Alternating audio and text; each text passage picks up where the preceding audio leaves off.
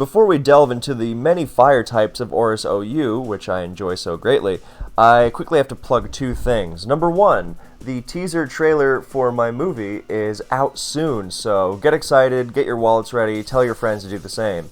And who knows, you might even be seeing a sneak peek of what's to come sooner than you think. Wow, isn't that crazy? Number two, I have a Patreon, link in the description, if you want to donate to that, just, in general, if you are a kind person, and or you just like me, and what I do, like maybe if you use me as a sleep aid a lot. I know that's one of my functions. So, yeah, there's that. I'm doing, in the near future, some Patreon exclusive stuff, some, special videos. So you don't want to miss those because they are gnarly. And also, I'm just going to be uploading all my regular stuff there early. So there's that. I guess there's a third thing, because I was really happy to read in the comments how many of you are excited for the movie channel I'm going to start. And I've been working a lot lately, but have no fear, that's coming. It's all I can do to stop myself from talking about all the stuff on my shelf that I'm staring at right now.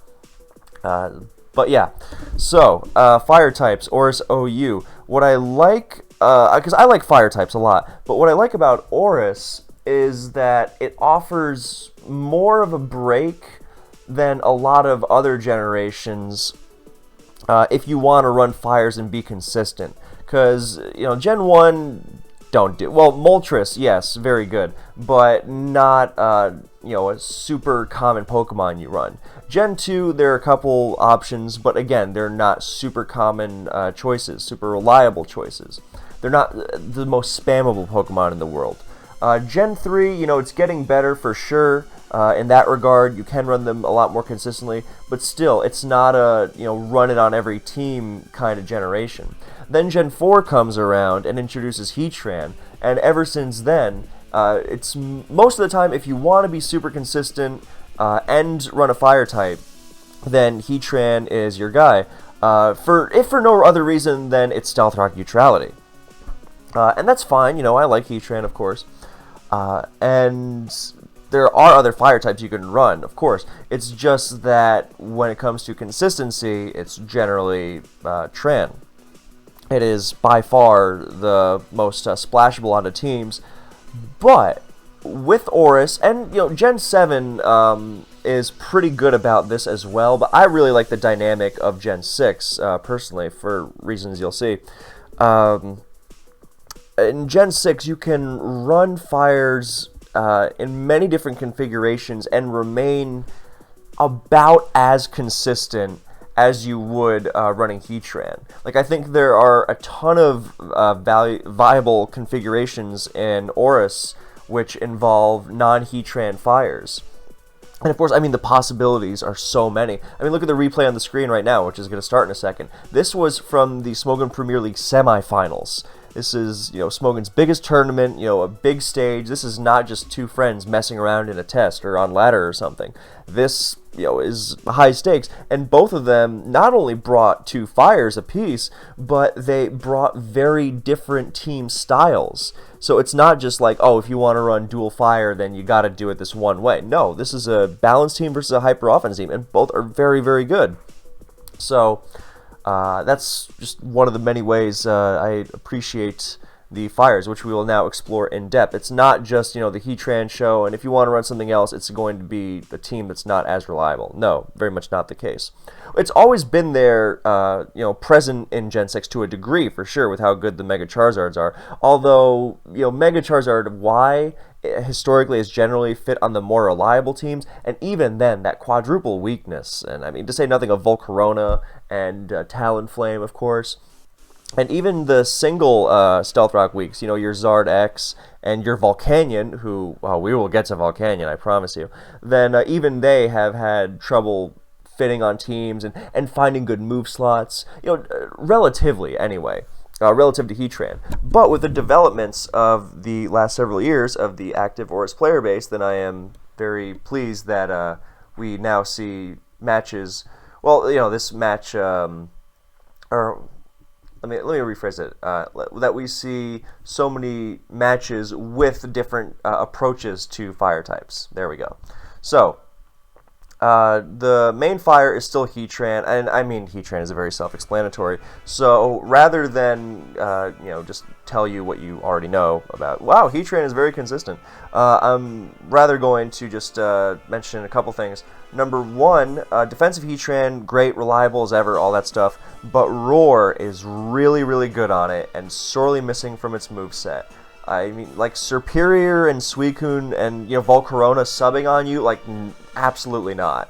Volcarona taking a Toxic with its Lumberry and then sweeping you, then forget it. With Roar, you just have so much freedom. I mean, even stuff like not letting Manaphy or like a Mega DD Tar set up on you. Whereas with most other sets, then, I mean, you can hit them as they set up, but you're not preventing the setup outright. So, Roar Heatran, yeah, it's got a lot of great moves, but Roar is a great move and sorely overlooked, and seeing as bulky Heatran tends to find itself on, hazard stacking teams, it is a very natural fit. You got to be careful with Heatran because Excadrill is a top 2 Pokemon, and its relationship with that poke is not pleasant. Which is why Heatran is so commonly paired now with Cofagrigus, which spin blocks Excadrill very nicely, and of course provides T-Spikes to help with waters and all sorts of stuff, T-Tars, Volks. So, yeah, that's something to keep in mind. And also, offensive Heatran is excellent. I mean, it's been excellent for years. It's terrifying. Not just offensive Stealth Rock Heatran, obviously, all of that is good, but when you just take the all-out wall-breaking approach, I mean, balanced teams just utterly loathe it. Like, you've got Magma Storm alongside Taunt, and pretty much nothing likes that at all, especially when you tack on HP Ice for Gliscor. I mean, you can also use HP Grass for Gastro and to really mess with Jellicent and Slowbro, which is generally better, because Gliscor does not, especially if you run Modest Heatran, which you generally should. But even, Gliscor doesn't love switching into 2 timid max special attack Magmas with Rocks up. But as long as you have a plan for the Gliscor plus water of it all, and the Mega Lottie as well, Heatran's not supposed to be a one Pokemon balance wrecking monster, but it facilitates the destruction of balanced teams by starting everything off. Like if you have HP Ice Heatran plus Pursuit T-Tar, then you are really messing with a lot of those waters and the Mega Latios, for example. So it's almost underrated in that sense because people just expect it to, take hits and we'll have a plume, whatever. No, offensive Heatran is it. I also think Scarf Heatran is very, very underrated. So, the other go-to fires, historically, Volcarona, very obvious. And Volcarona is actually a source of contention in ORAS OU right now. Has been for quite a while, actually. Mostly because players have bemoaned the lack of really good Scarfers in ORAS for a long time. They're either bad or, they're decent, but they can be exploited. And, there's not much priority, stuff like that. So, I mean, Volcarona has checks, but fitting those checks can be a real pain sometimes. So, obviously, it's always going to be a Pokemon that stokes ire. Very few people, or, a passionate response, rather. Very few people don't feel strongly about Volcarona one way or another. I guess if you run a lot of Chansey teams, then, yeah, you're probably not going to mind Volcarona as much. But then you're running a lot of Chansey teams, which, is not going to be the case for most people. Speed. Scene 9-1, roll 8, take 4. Mark. Set? Set. Action.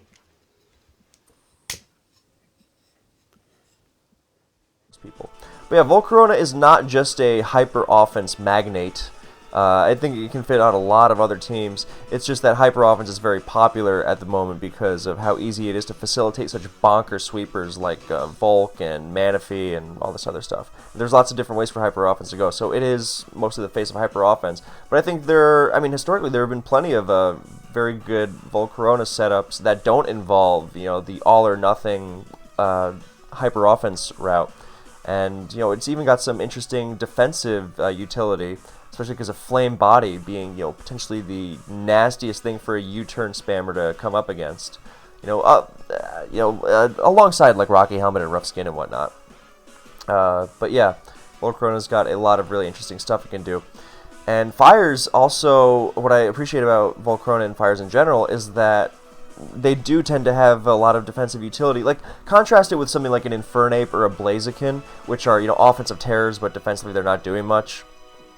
Except for Infernape, actually, a brief time in XY and ORAS when Bisharp and Weavile and Mega Scizor were really obnoxious, then people were using defensive Infernape to check them, which was kind of hilarious. Not so much nowadays, though, although I wonder if you could find something for it. But, point being that with the Fairy typing, shifting everything around a little bit, and getting more good offensive grasses like Serperior, then you are going to get more value defensively from your Fires, which I really appreciate. The Mega Charizards, I think, are also very self-explanatory. I mean, Mega Charizard Y, story as old as time. You just destroy everything on the opposing team. You have your Excadrill. Again, that Excadrill annoying Heatran thing is actually a very good thing for Charizard Y and more balanced approaches to Volcarona and Talonflame and whatever else you want to run. Whatever other fire you want to run. That's not a Heatran. Because it's very easy to spin with it. Or not easy, but easy to pack on a good Pokemon that also learns Rapid Spin. And these fires are also so good that even if rocks go up, then they're still generally very threatening. I mean, 50% Zard Y is an instant, death machine, just as much as it is at 100. You're not going to be switching in and out as much, obviously, but you get the idea. So I think Zard Y, I think balanced teams with it are always a reliable choice. You have to make sure that you're not too, bulky Pokemon plus Charizard Y about it, because if you go all in on bulk plus Zard Y for wall breaking, then you are exploitable to faster tactics that don't seek to overwhelm defense through just hitting hard and fast, but are more about status and hazards and taunt and things like that. You have to be able to hit decently and quickly, really, because Zard Y has good speed, but it's not that fast. Also, in terms of pairings of fires, then Zard Y plus Heatran, is wonderful, because as soon as you remove Heatran's water weakness and power up its Magma Storm, then it's just, devastating. So, yeah, great pairing. Zard X also, I mean, it's been paired with Volcarona for quite a while on Hyper Offense now, because they are very polarizing Pokemon in the matchup department. They tend to, bowl people over, and they don't have too many common checks, like really good checks. Like Volcarona and Zardex also, is so threatening in part because, yeah, you can have checks to it, but Volcarona can very easily, depending on its set or just the conditions of the game, because it's so strong and bulky and fast, can just kind of bowl over it. So you have to be careful of that, and Zardex is similar in that regard. And a lot of people kind of forget about Zardex. There was a period in Gen 6's history where people were running Hippowdon all the time because it was, even on offensive teams, pretty much because it didn't completely collapse against Zardex, which on paper threatens a lot of stuff. In practice, it's harder to get going because it doesn't always set up super easily. But I mean, it's potentially devastating, especially if you throw things like screens in the picture, which are easier than ever to get thanks to Serperior. So, yeah, but also Zardex, pretty much take a balanced Zard Y team, and you can throw Zard X there as well. It's very good. Like a lot of T-Tar Sand plus Grass plus Water type configurations, those have been very good with Zard X. Because, the lessened Stealth Rock weakness is great, but it also likes the slower pace that the game plays at, and the greater opportunities it gets from being partnered with something like Torn Therian, from which U-turns it and gets it in for free. It can invest in bulk, and it gets more opportunities to throw out its attacks rather than... Sometimes when you play Hyper Offense with it, then you're not going to have ideal opportunities for it to get in because the game is playing it so quickly that it's going to be more limited, and you're not going to be able to get it as well as you'd like because you don't have the time or the ability to orchestrate that. And when you slow the game down, then you open that up more. So, yeah, you can DD with it, you can Will-O-Wisp with it, you can 3 attacks Roost with it. It's a great Pokemon, and it really is kind of weirdly underexplored. Okay, so the next...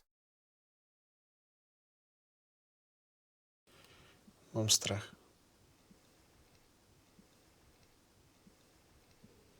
Nepřeháněj.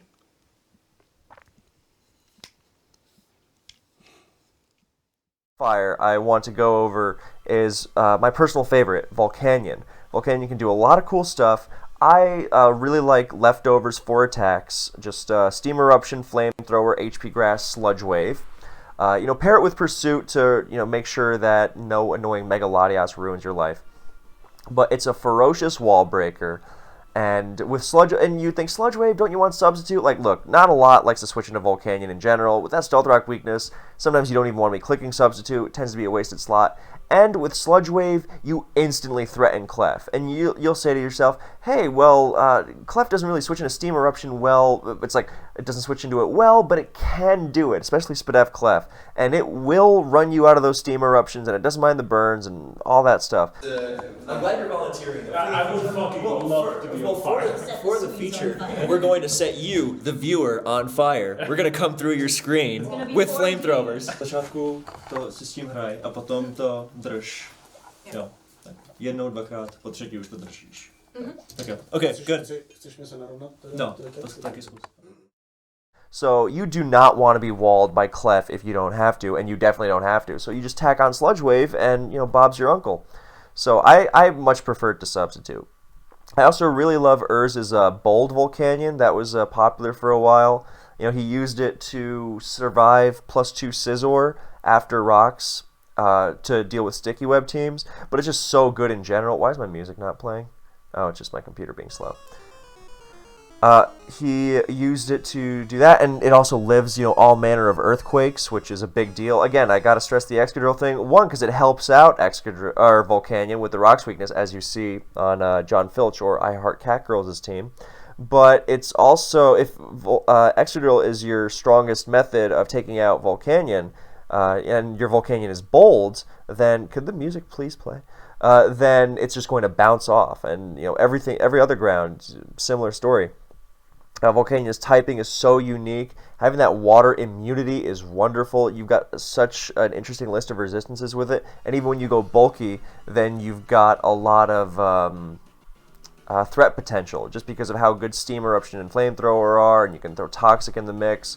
You can protect with it if you want. You can run Roar. I think that's a really good one. So you don't, again, because Subprotect Suicune is potentially the stupidest thing in the world. It can PP stall you even if you have Haze.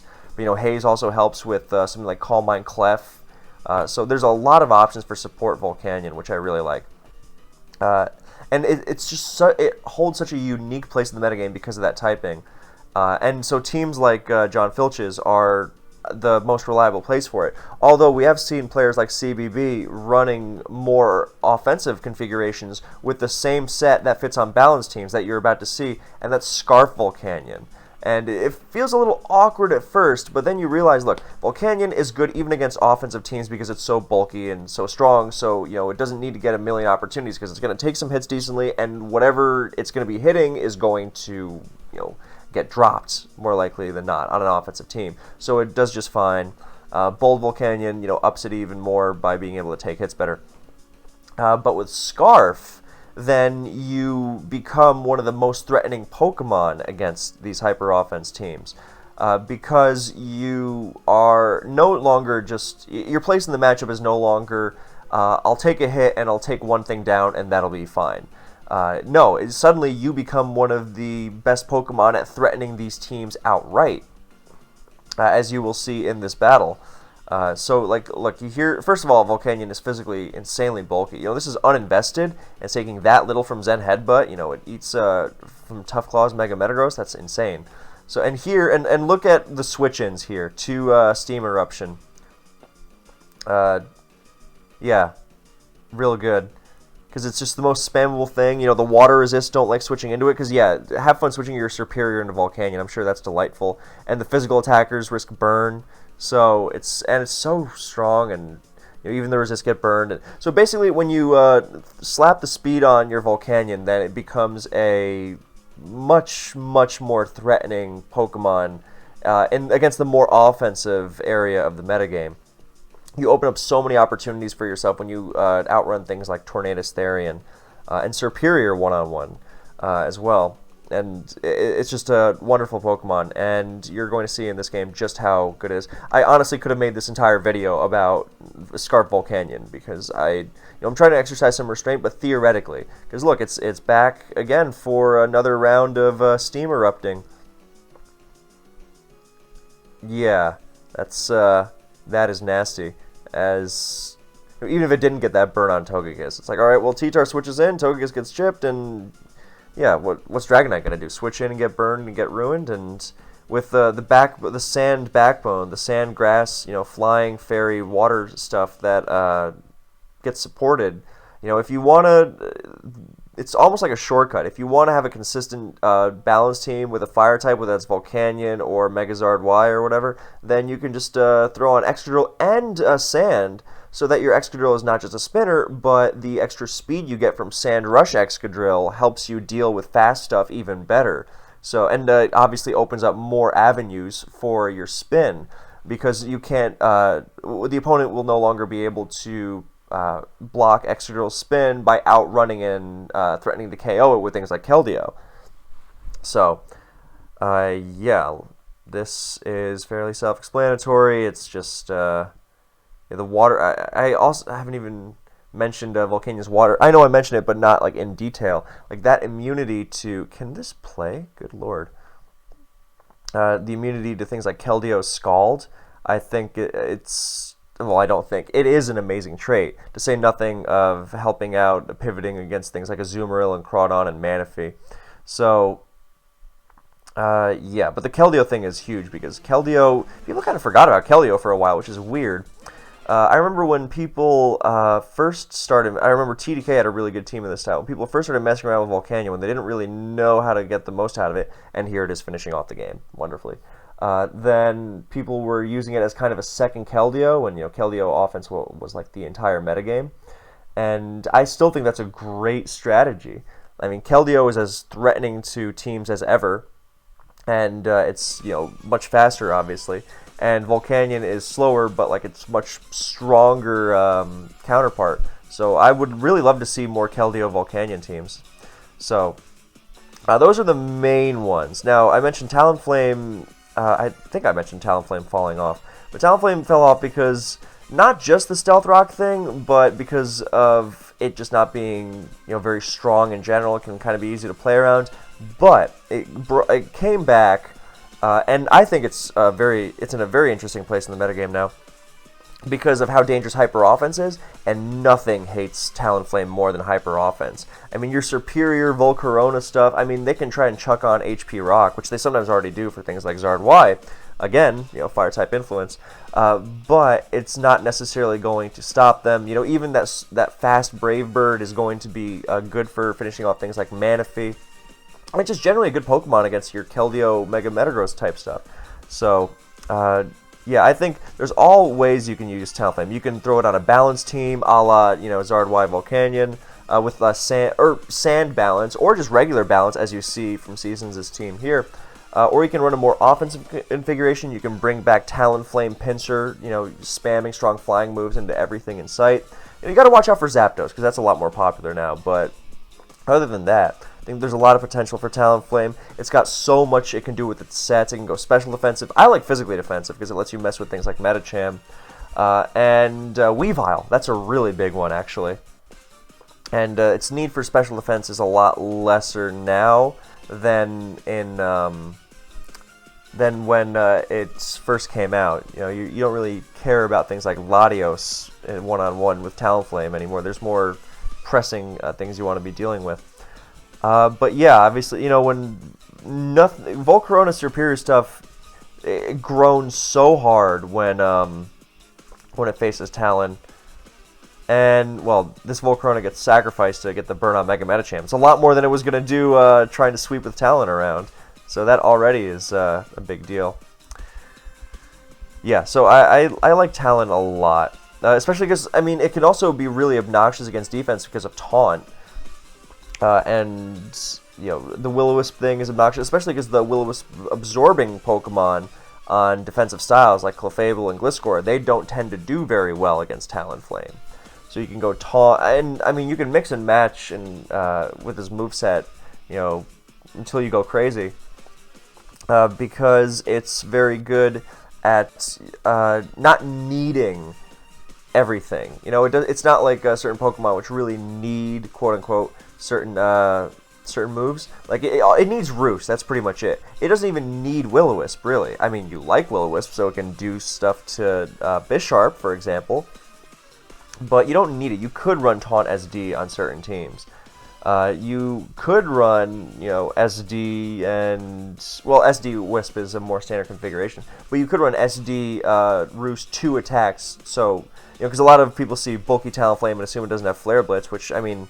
Talk about, if that assumption is wrong, that's very punishing. No more, I'm going to send my Talonflame into, I'm going to send my Excadrill into Talonflame because I don't care about getting burned, I just want to get the spin off, and you Flare Blitz that. I mean, that's game changing. You can run all manner of EV spreads, and I'm just waiting for Choice Band Talon to make a dramatic return. So, yeah. Finally, those are the big fires in ORAS. I just wanted to give a mention to some other choices. I think Victini has a lot of really interesting potential. It's weird to fit on a team, but I think it can be done. We've seen Scarf Victini a handful of times. It can do some cool stuff, from the fast V-Create to the Trick, which is really big against defense, U-Turn, of course, and then it's even got Final... I almost said King Gambit. It's got a Final Gambit, which is one of the best wall-breaking tools you can ask for. So I think there's all sorts of cool stuff you can design it to do on certain teams. So I would love to see more Victinis. You could do Scarf, Band, Assault Vest, Shuka Berry, Pasho Berry, whatever. It's got a lot of potential. I'm sure you could find a good set with lefties. I remember in XY, some people were using Sub Power-Up Punch Victini to counter Mega Gardevoir and to destroy Aloma Mola and defensive, like teams with like Mola and T-Wave Clef and Heatran, who would just sub on them and then power up punch so they couldn't stall it out, and so much potential for it. So I'd like to see more Victini, and yeah, that's really the only good option. I hope I'm not forgetting anything. Good lord, but I'll open Smogtors in a second. Or actually, no, I'm not forgetting anything. Yeah, look at that. Just Victini. Actually, no, Victini didn't do anything super impressive on that turn. Yeah. So, and then finally, I saw this tournament game with a Rotom Heat. I have to admit, I don't quite know what this is trying to do, but it intrigues me, and it reminds me of when a handful of people ran Entei back in the day because of it has Sacred Fire, so you can run an interesting choice band set with it. Now, I don't know if you'd really want to run Entei in the age of Volcanion, but hey, it's faster naturally and it has extreme speed. Maybe there's a niche there. And Rotom Heat switches into Torn Therian, and being able to hit grass, I don't know, yeah. So that's pretty much everything from me, and thank you for watching, and I hope you enjoyed this, and maybe there's a little